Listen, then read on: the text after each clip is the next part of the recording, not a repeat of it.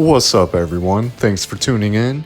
And on today's episode, we are going to be covering my top 15 NES games.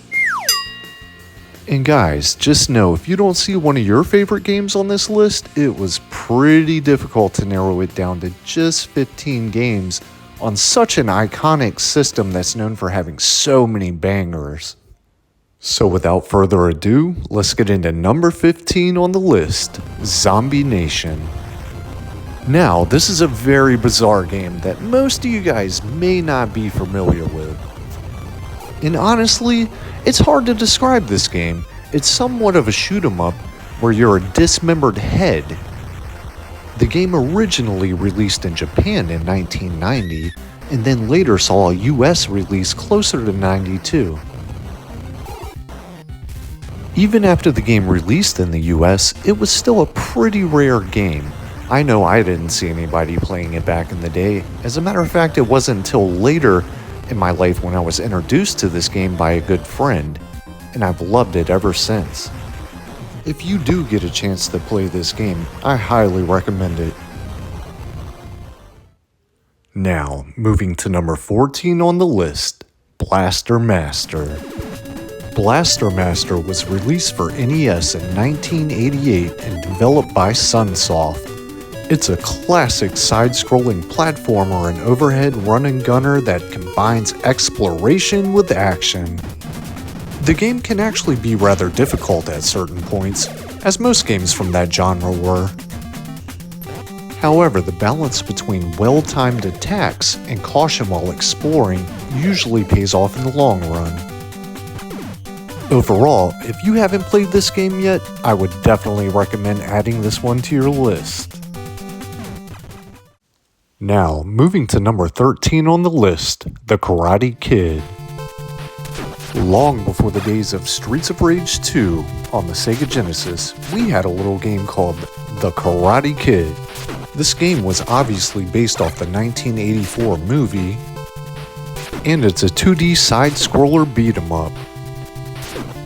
There's honestly no need to go into too much explanation on this one, but if you haven't had a chance to play it yet, I do recommend. We are at number 12 on the list, and it's Double Dragon. This game was originally released in the arcades in 1987, and then seen a console release in 1988. This iconic side-scrolling beat-em-up game directly inspired other games such as Final Fight and Streets of Rage. The most noticeable difference between the NES version and the arcade version that I'm going to point out is going to be the graphics. But this version is packed with a lot of retro nostalgia. So if you are looking for a solid beat-em-up on the NES, look no further than Double Dragon. And now, for number 11 on the list, it's Contra. This is probably one of my favorite run-and-gun games of all time. This game was originally released in the arcade in 1987 and then later brought to NES in 1988. I remember as a kid playing this game a lot with my older cousin and using the infamous Konami code to get 30 lives. And believe me, you are going to need all 30 of those lives because this game is known for being very brutal at times. But as brutal as this game may be, I still feel something pulling me back to play it every once in a while, kind of like a magnet. Or maybe I'm just a glutton for punishment. Who knows? But regardless of the case, this is an awesome game, and no top 15 NES list would be complete without it. And now, for number 10 on the list, it's Castlevania 3. Before we ever stepped foot into the masterpiece that we call Symphony of the Night, there was this critically acclaimed action platformer and prequel to the original game. Known for its challenging nature, innovative features, and stage-based gameplay. Out of the 3 Castlevania titles that are available for the NES, I would have to say that this is by far my favorite one. While it definitely pales in comparison to some of the newer titles, if you haven't played this game yet, I would say give it a try. And for number 9 on the list, it's Tiny Toon Adventures. Now, if I'm being honest, I will admit, I don't recall ever watching one episode of this as a kid. I was definitely more of an MTV and HBO kind of kid. But this game, I can't even lie, it's amazing. It's a really super fun platformer that kind of reminds me of games like Mario Brothers and Sonic the Hedgehog. But regardless, if you've ever seen an episode of this show or not, this is honestly just the kind of game that you can pick up and enjoy. So I'd definitely give this game a solid A+. If you haven't played it yet, what are you waiting for? Give it a shot. Now for number 8 on the list, POW. Released in 1989 as a single-player beat-em-up by SNK, where you can play as a commando escaping a prison camp.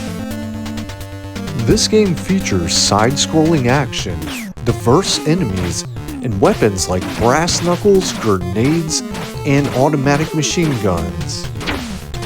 Although the original version of this game was released for the arcade, I personally feel a little bit more nostalgia towards the NES version. So if you haven't had a chance to play this game yet, it's another solid choice. Now for number 7 on the list, it's Donkey Kong. Originally released in the arcade July 9th, 1981, then ported over to Atari, selling over 6 million copies worldwide. It was later released on the NES July 15, 1983 as a launch title for the Famicom, and then released in North America in July of '86. This is a landmark title that introduced platforming staples like jumping over obstacles and climbing up ladders to save the princess. This is a simplistic yet challenging game at the same time. If you haven't played it yet, I do highly recommend it. And now, the number 6 spot on the list goes to none other than Tetris. Tetris first released on June 9th, 1984 in the Soviet Union.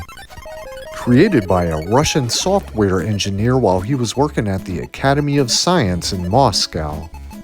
It gained massive global popularity after being licensed by Nintendo and bundled with the Game Boy in 1989, becoming a worldwide phenomenon and selling over 520 million copies. To this day, making it one of the best-selling games of all time. If I'm not mistaken, I believe it's in number 2 or 3 as far as best-selling games goes. So if, for some odd reason, you've never played this game, then it's definitely time to jump in and break some bricks. And now, for number 5 on the list, Ninja Turtles 3, The Manhattan Project. Ninja Turtles 3, The Manhattan Project is a 1992 NES beat-em-up game by Konami, where the Turtles fight Shredder, who has turned Manhattan into a floating island. It's actually an original title for the NES, not based on an arcade game, featuring 8 levels, 2-player co-op, and a unique special move for each turtle. This game has gameplay similar to Part 2, the arcade game, but more challenging. Now, I know it seems like I've recommended a lot of games on this list, but this one right here, you've really got to play it. Now, for number 4 on the list, it's Mega Man 2. Now, this is the highly acclaimed 1988 NES action platformer. This game introduces new staples like E-Tanks and a more refined formula that made the series popular, becoming the best-selling game in the franchise. And this is a classic that's often cited as one of the greatest games of all time. With a wide range of unique weapons, you must navigate challenging themed levels to ultimately confront main bosses. Although this game can be very challenging at times, if you just really hone in on your laser focus and perform well-timed attacks, you can become unstoppable in no time. This game is definitely a banger and a must play. And now, for number 3 on the list, it's Metroid. Metroid is a 1986 action-adventure game developed and published by Nintendo. And it's the first installment in the Metroid series. The story follows Samus as she attempts to retrieve the predatory Metroid organisms that were stolen by space pirates. Metroid was both a critical and commercial success. Reviewers praised its graphics, soundtrack, and nice controls. Nintendo Power ranked it at 11th on their list of best games for any Nintendo console. And honestly, if you haven't played this game yet, I recommend giving it a shot. It's a lot of fun. And now, for number 2 on the list, it's The Legend of Zelda. The groundbreaking 1986 action-adventure game that launched the iconic series, tasking players as Link to explore the Kingdom of Hyrule. Notable for its large world, dungeon exploration, and innovative battery save feature, it was a massive commercial and critical success, defining the genre with its open-world design, cryptic secrets, and a memorable 8-bit soundtrack. Although this game takes quite a bit of commitment to finish, there's plenty of walkthroughs you can find online. If you haven't played this game yet, I'd definitely give it a 10 out of 10 and highly recommend it. But without further ado, for number 1 on the list, it's Mario 3. This amazing platformer game was developed and published by Nintendo and released on February 12, 1990. Many, including myself, view this as the best game in the series. The game was actually featured in the 1989 action comedy The Wizard featuring Christian Slater just months before the game actually released, which was pretty good marketing if you ask me.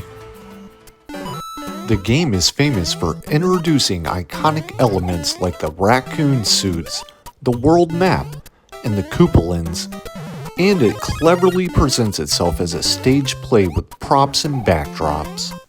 It's one of the best-selling NES games of all time, and it sold over 17 million copies worldwide.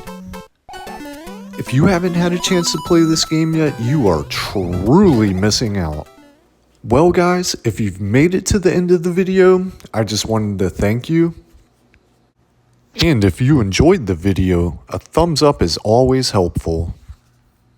And stay tuned for more content because I plan to drop videos every week. But until next time guys, everyone stay safe out there. See you again soon.